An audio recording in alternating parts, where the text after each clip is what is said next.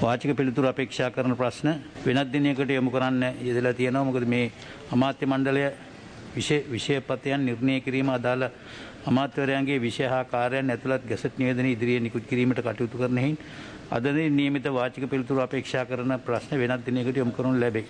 දැන් ගරු කතානායක දැන් සති කීපයක් මුළුල්ලේ න්‍යාය පත්‍රයට පාර්ලිමේන්තු මන්ත්‍රීවරුන්ගේ ප්‍රශ්න එනවා. හැබැයි ඔබතුමාලා හැමදාම කතානායකතුමා ඔතන වාඩි වෙලා ඒවා පසු දිනයක කල් තබනවා කියලා කියනවා. නමුත් දැන් අමාත්‍යවරු 4 දිනක් ඉන්නවා. මම හිතන්නේ එකයි අගමැතිතුමත් එක 5 දිනක් ඉන්නවා. එතකොට දැන් සමහර ප්‍රශ්න වලට පිළිතුරු ලබා දී හැකියි. ඒ වගේ මේ පාර්ලිමේන්තුවට කියන්න ඕන ආවල් දින වෙනකොට කැබිනට් මණ්ඩලය පත් කරනවා කියලා. එහෙ නැත්නම් ගරු කතානායක දිනයක් නැතුව කෙලවරක් නැතුව පාර්ලිමේන්තුවේ ප්‍රශ්න කල් දාලා යනවා අමාත්‍ය මණ්ඩලය පත් වෙනකම් කියලා. එනම් මේ පාර්ලිමේන්තුවට අග්‍රාමාත්‍යවරයා නැගිටලා කියන්න ඕන මෙන්න මේ දින වෙනකොට කැබිනට් මණ්ඩලය පත් කරලා අවසන් වෙනවා. එතෙක් ඉන්න කැබිනට් අමාත්‍යවරුන්ගේවත් ප්‍රශ්න ටික දාන්න කියලා. එහෙම නැතුව ගරු කතානායකතුමනි ආණ්ඩුව විසින් කැබිනට් මණ්ඩලයක් පත් කරන්නේ නැතුව පාර්ලිමේන්තුවේ වැඩ කටයුතු අඩාල වෙන්න බැහැනේ.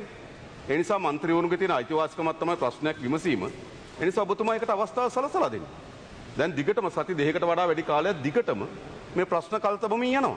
ඒ නිසා ආණ්ඩුව පැත්තෙන් ඉදිරිපත් කරන්න ඕන. කවදා වෙනකොට කැබිනට් මණ්ඩලය පත් කරලා අවසන් වෙනවද? කවදා ඉඳන් පාර්ලිමේන්තුවේ නිශ්චිත න්‍යාය පත්‍රයක් යන්න කටයුතු කරනවද කියලා.